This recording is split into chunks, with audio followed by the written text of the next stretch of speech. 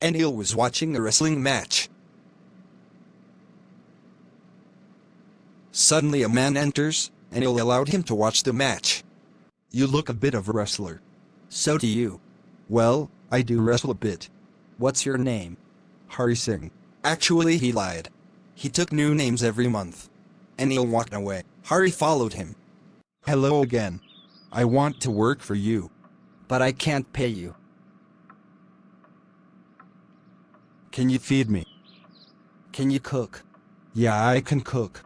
He lied again. "If you can cook, then maybe I can feed you." The food cooked by Hari was horrible, that Anil gave it to a stray dog. Anil asked him to get off, but Hari just hung around, smiled in the most appealing way. Later Anil taught Hari how to cook, taught him to write his name, and said he would teach him write whole sentence and to add numbers.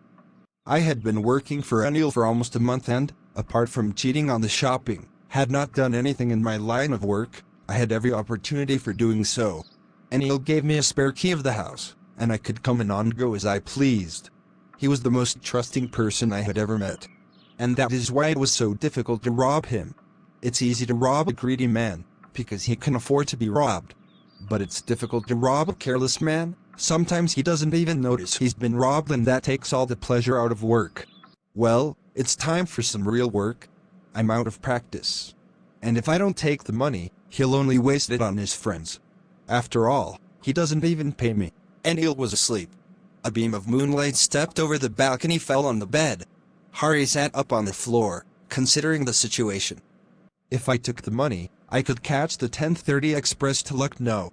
Hari steal the money from Anil. He counted it was 600 rupees and 50s. He had reached the station. I could live like an oil rich Arab with this money. The train had gone. Hari found himself standing alone on the deserted platform. What have I done? I was trying to cheat the person who had trusted me the most. In my short career as a thief, I had made a study of men's faces when they had lost their goods. The greedy man showed fear. The rich man showed anger. The poor man showed acceptance. But I knew that Anil's face, when discovered the theft, would show only a touch of sadness. Not for the loss of money, but for the loss of trust. It started raining suddenly and Hari became wet. Hari understood his mistake and went back to Anil. He returned the money from where he took it. The next day in the morning, Hari woke up late to find that Anil had already made the tea. He stretched out his hand. There was a 50 rupee note between his fingers. "I made some money yesterday. Now you'll be paid regularly." Hari's spirit rose. But when he took the note, it was still wet from last day's rain. "Today we'll start writing the sentences," he knew. But neither his lips nor his eyes showed anything. Hari smiled at Anil in the most appealing way.